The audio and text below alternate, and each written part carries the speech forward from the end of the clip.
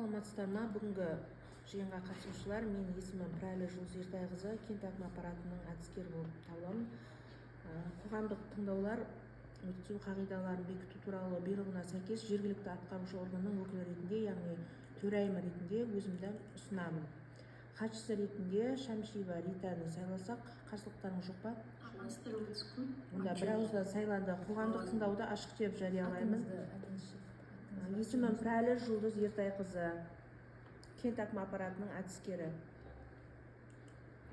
Тапсырыс беруші Тұзкөл мұнай-газ оперейтинг жауапкершілігі шектеулі серіктестігі жобаны дайындаған Сыр Арал сараптама. Бүгінгі жиналысқа жобаға қатысты жоба жетекшілері мен ұйымдардың мамандары және мүдделі органдардың өкілдері Zoom конференциясы арқылы қатысуда. Ендігі кезекте қоғамдық тыңдаудың регламентіне тоқтала кетсек, баяндама жасауға 10-15 минут, қосымша сөйлеймін деушілерге 3-5 минуттан беріледі. Келісесіздер ме? Ұсыныс сұрақтарыңыз болса, баяндамашыны тыңдап болғаннан кейін талқылауға көшеміз. Баяндама аяқталғаннан кейін жоба бойынша ұсыныстарыңыз, сұрақтарыңыз, пікірлеріңіз болса, аты-жөндеріңізді атай отырып қойсаңыздар болады. Осы регламентпен келіссеңіздер, қоғамдық тыңдаудың күн тәртібі және регламенті бір ауыздан бекітіледі. Енді кезекті жоба бойынша баяндамашы Оразбаева Ғазизаға сөз кезегін берсек.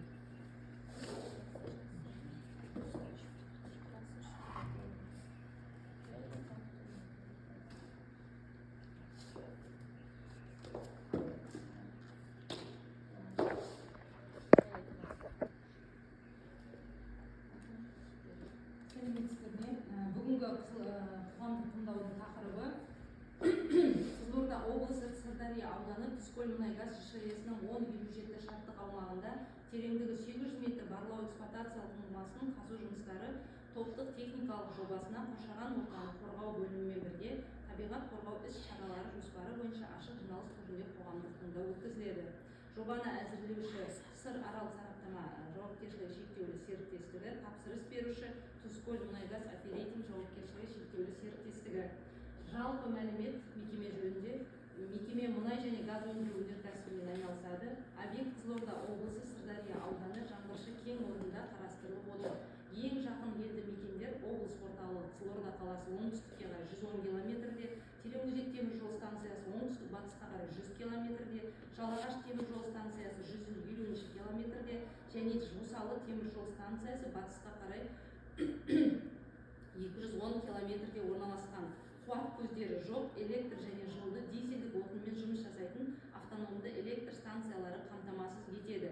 Кен орындарының жол желісі құм қиыршық тасты және қара жолдармен қарастырылған. Қара жолдар көктем мен күзде қиынға соғады. Аудан орталық Қазақстанның шөл және шөлейт аймақтарында орналасқан. Топтық техникалық жоба бойынша қазу жұмыстары төмендегідей. Яғни 2025 жылға бір ұңғыма, 2026 жылға бір ұңғыма, 2027 жылға екі ұңғыма, 2028 жылға бір ұңғыма, 2029 жылға бір ұңғыма, 2030 жылға екі ұңғыма қазу қарастырылып отыр. Бұрғылау қондырғысы Z-30 қондырғысы арқылы жүзеге асады. Бір ұңғыманы қазу ұзақтығы құрылыс монтаждау жұмыстары 13 күн, қазу дайындық жұмыстары 2 күн, қазу мен бекіту жұмыстары 25 күн, сынама жүргізу жұмыстары 240 күнді құрайды. Құрылыс монтаждау және дайындау жұмыстары барысында атмосфералық ауаға 7 ластаушы көзі анықталды. Оның ішінде 2 ұйымдастырылған және 5 ұйымдастырылмаған ластаушы көзі. Қазу мен бекіту жұмыстары барысында атмосфералық ауаға 22 ластаушы көзі анықталды. Оның ішінде 9 ұйымдастырылған, 13 ұйымдастырылмаған. Сынама жүргізу барысында атмосфералық ауаға 18 ластаушы көзі анықталды. Оның ішінде 10 ұйымдастырылған, 8 ұйымдастырылмаған көздер. Шығарындылардың жылдық көлемі 42,173 тонна жылына құрайды, ал 2 ұңғымадан 85,143 тонна жылына құрайды.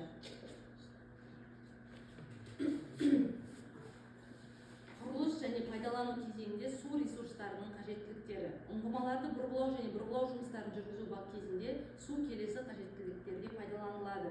Бұрғылау бригадасының жұмысшылары мен қызмет көрсетуші персоналының ауызсу қажеттіліктеріне арналған ауызсу, бұрғылау бригадалары мен қызмет көрсететін персоналдың шаруашылық қажеттіліктеріне арналған су, бұрғылау кезіндегі өндірістік қажеттіліктерге, сондай-ақ өндірістік және өртке қарсы қажеттіліктерге арналған тартылған техникалық су болып бөлінеді.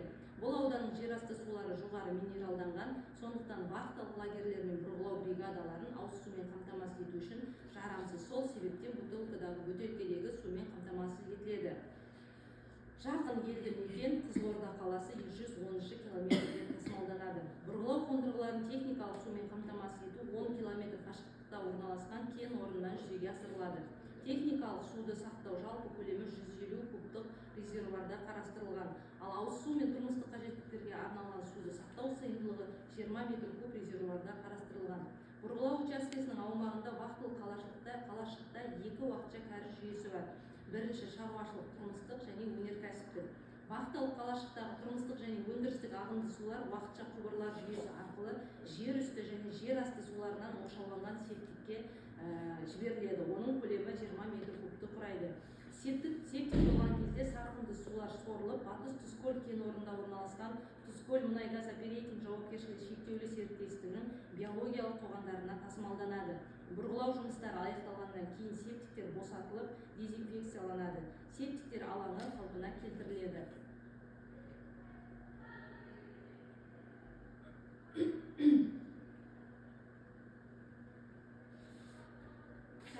Келесі.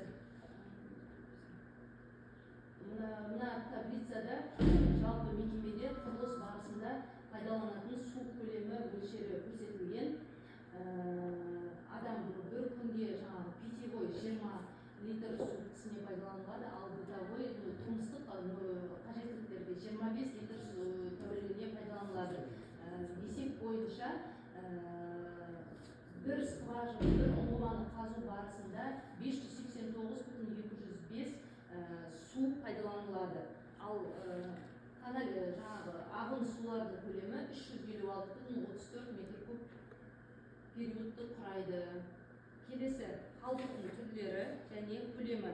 Жоспарланған қызметті жүзеге асыру барысында негізгі өндірістен және қосалқы өндірістен әртүрлі қалдықтар пайда болады. Тұзкөл мұнай-газ оперейтинг ЖШС өндірістік қызметінің барысында барлығы 10 қалдық түрі түзіледі. Оларға майдаланған шүберектер көлемі 0,0127 тонна, пайдаланылған майлар 0,792-25 тонна, құрамында сынабы бар лампалар 0,0079 тонна, майға арналған ыдыстар 1,9749 тонна, хим реагенттердің ыдыстары 0,02 тонна, бұрғылау шламы 67,117 тонна, бұрғылау ерітіндісі 145,167 тонна, бұрғылау ағынды суы 291,134 тонна, дәнекерлеу электродтарының сынығы 0,2000375 тонна, қатты тұрмыстық қалдық 8,28 тонна, металлолом 10 тонна. Барлығы бір ұңғыманы қазу барысында 525,45-39 тонна қалдық шығады. Барлық қалдықтар Тұзкөл мұнай-газ оперейтингі ЖШС-ның 4671 келісімшарттық аумақта орналасқан Батыс Тұзкөл кен орнындағы қалдықтарды жинау, уақытша сақтау және кәдеге жарату учаскесіне жіберіледі. Майлы шүберектер, қатты тұрмыстық қалдықтар, бұрғылау шламдары және пайдаланылған бұрғылау ерітінділері фактор ДТУ 2000 ЖДТ және фактор ТДУ 2000 ауыз қондырғыларында өртейді. Пайда болған залалсыздандырған топырақ ішкі аралық жол құрылысына пайдаланылады. Қалған қалдықтардың барлығы мамандандырылған кәсіпорындармен келісім негізінде алып кетіледі. Қорыта айтсақ, осы жобада келтірілген материалдар негізінде келесі қорытындылар жасауға болады. Яғни бұрғылау жұмыстары кезінде атмосфералық ауаға әсері қалыпты жағдайда деп бағаланды. Жер асты суларына әсері жоқ, жер үсті суларына әсері өте ету қаупі жоқ. Бұрғылау жұмыстарының жер ресурстарына әсері қалыпты жағдайда деп бағаланды. Биологиялық жүйеге әсері қалыпты жағдайда деп бағаланды. Бұрғылау жұмыстары өсімдіктер мен жануарлар әлемінің қолданыстағы түрлі құрамының өзгеруіне әкелмейді. Жергілікті экономика үшінде және жергілікті халықты жұмыспен қамтамасыз ету мақсатында да әлеуметтік экономикалық аспектілерге әсері оң деп бағаланды. Тұтастай алғанда жобаланатын жұмыс аймағындағы қоршаған ортаға әсерді бағалау, қоршаған ортаны қорғаудың ұсынылған шаралары сақталған жағдайда бұрғылау жұмыстарының салдары айтарлықтай болмайтындығын көрсетті. Назарларыңызға рахмет. Сұрақтарыңыз бар ма? Сұрақтарыңыз, пікірлеріңіз болса.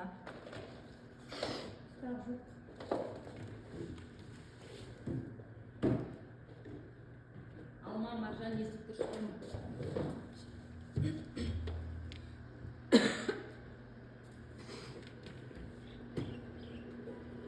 иә Естіп тұрсыздар ма? сұрағымыз ше мына жерде жобада бұрғылау 25 пен 30 жылдар аралығында Иә. осы жерде испытание газы қарастырылған да. Енді рұқсатты қалай не тұрсыздар, осы тек қана бір жылға ма әлде 30 жылға дейін ба? 30 жылға дейін Испытание газы тек қана 25 жылға ғана берілген екен. Иә, 25-26 жылға программа бойынша 25-26-ға алынған, протокол 25 жылға алынған. Біз енді 25 жылды протокол бойынша есептедік. Одан кейінгі 26, 27, 28, 29, 30-ды программадағы 26 жылдың объемын салып есептедік.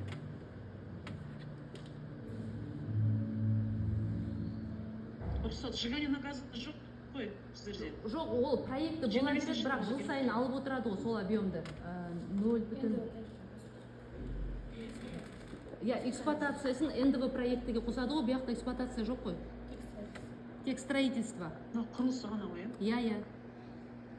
Эксплуатация жоқ па? Эксплуатация жоқ бұяқта. Испытание Сол испытаниясына жаңағы объемдар оған жыл сайын алып отырады ғой протокол. Иә, протоколды көрдім, 25. Протоколда 25-26 ғана арастырылған ғой? Иә. Әрман қарай енді сол 26 жылдың объемы болады ғой, соны әрман қарай протокол алып отырады 26, 27, 28, 29-ға, 30-ға. Ол жөнінде протоколда айтылмаған.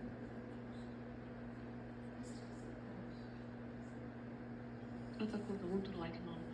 Так, енді сіздер осы заявкамен бір жылға сұрап тұрсыздар ғой, 25-ке ғана, иә? Жоқ, біз 30-ға дейін сұрап тұрмыз. 30-ға дейін? Иә. 30-ға дейін беретін болсақ біз, разрешение беретін болсақ біз ертең. 30-ға дейін бере алмаймыз, сол сжигание газы жоқ қой сіздерде. Рұқсат жоқ қой. Ежегодно НДВ-ға қосып сөйтіп алып тұрасыз да? Иә, етак сөйтеді ғой, НДВ-ға қосады ғой. НДВ-ға қосады ғой жаңа Маржан. Ау? Испытание сұрап тұрған жоқсыздар ма? Испытанияға сұрап тұрған жоқсыздар ғой, тек қана строительство тұр ма? Иә, строительство и испытаниясы да бар ғой ішінде. Испытание только 25 жылға. Испытание тек 25 жылға. Одан кейін әрман қарай НДВ-мен қосып алады. НДВ-ның ішіне қосу арқылы корректировка барысында. Мұнда нормативте отырған жоқ па?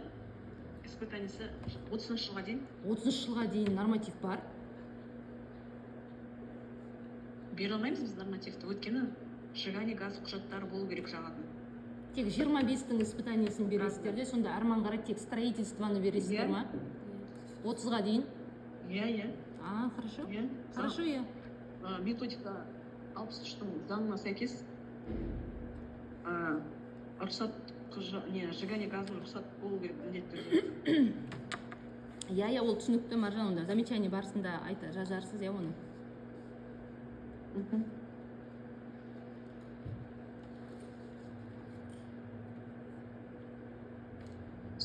Қалған сұрақтар жол қарастыру барысында берді. Жақсы. Алма? Сосын қанша адам қатысады? Сегіз адам ба, 9 адам ба, сондай кент мәдениет үйі Теремузик. Теремузикте отыр, иә?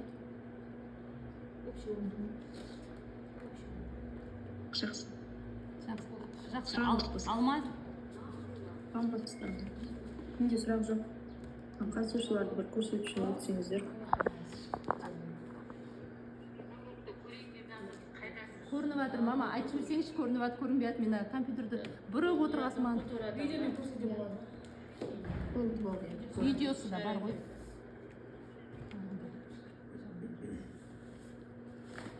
Басқа сұрақтар жоқ болса, қуандық тыңдауды қол көтеру арқылы жабамыз өтті деп есептейміз. Бүгінгі қуандық тыңдау өтті деп есептеледі. Қуандық тыңдау жабық деп жариялаймын. Кел уақыт бөліп тыңдағандарыңызға рахмет. Сау болыңыздар.